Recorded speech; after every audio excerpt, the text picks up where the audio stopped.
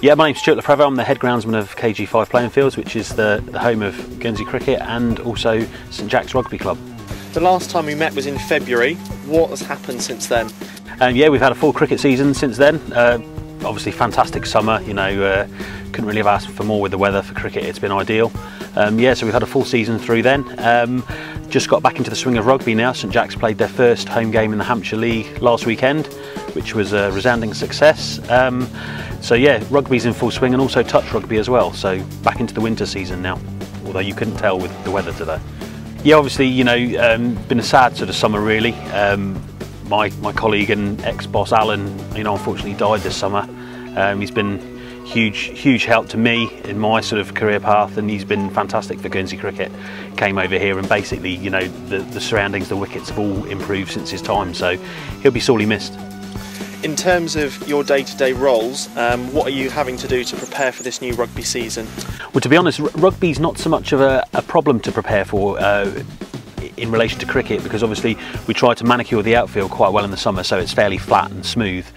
So when it comes to rugby, it's just basically a case of keeping it watered and letting it grow a bit. So that's not so much of the issue. It's the other way around which causes a few problems where we go from rugby to cricket. But seems to be going okay at the moment. We've done a fair bit of work in the springtime to get it back, and yeah, it's looking pretty good.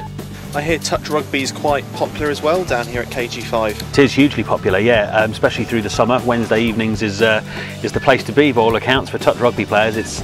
We have 3 pitches set up. There's probably the best part of 100 people down here playing, so it's a really good social thing, and it's bringing a lot of people in through the gates here, which is great.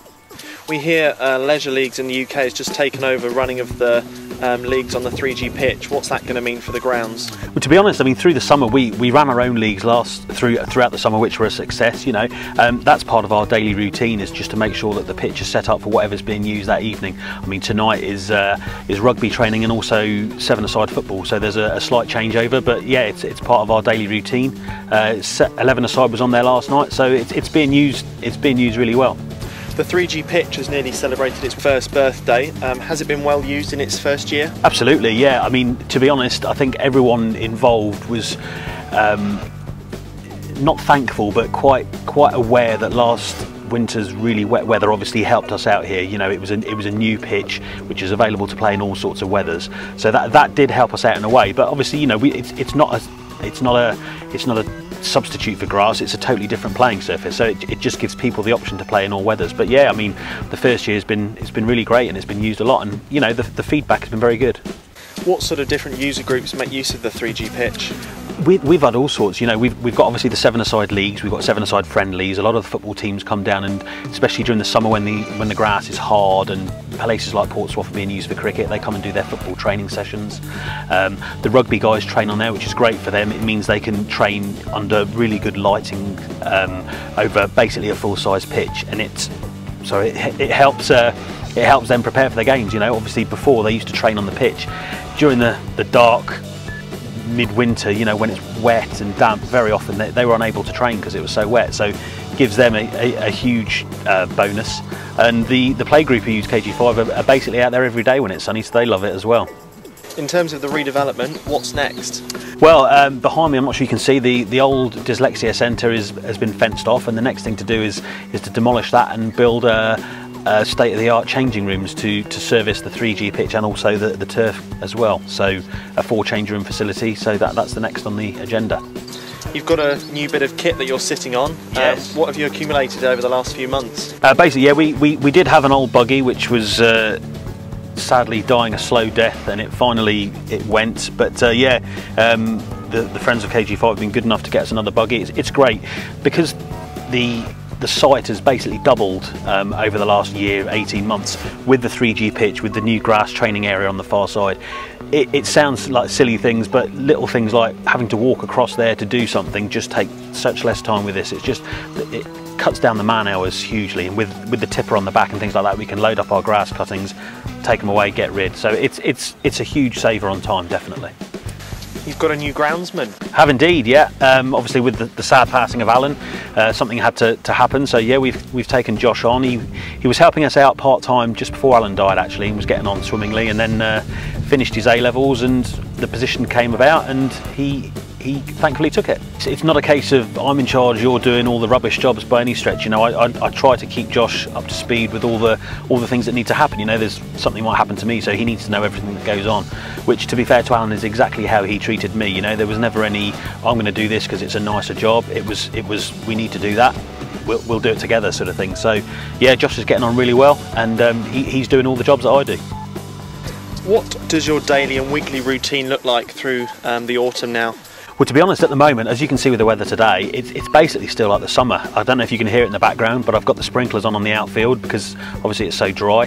The rugby guys were a bit battered and bruised last weekend because the ground was so hard, but you know, obviously we'd much rather have it that way than swimming through mud, so can't really complain at that. So at the moment, daily routine is the grass is still growing pretty quick, so we're cutting here and Port Swaff. Obviously with the grass growing and cutting, we're still marking the football pitches and rugby pitches because, you know, that fades away.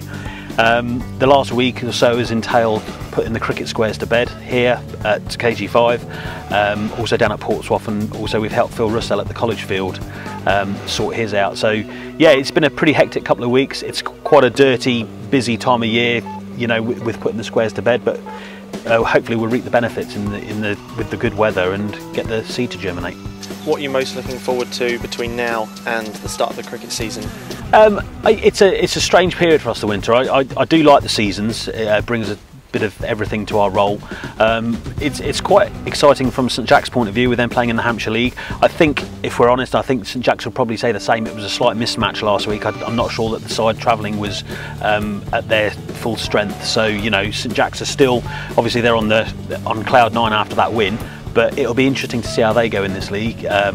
They seem to have picked up a few new players. Obviously they've been here for a long time, so with them using the facility a lot, it's good to see those guys do well.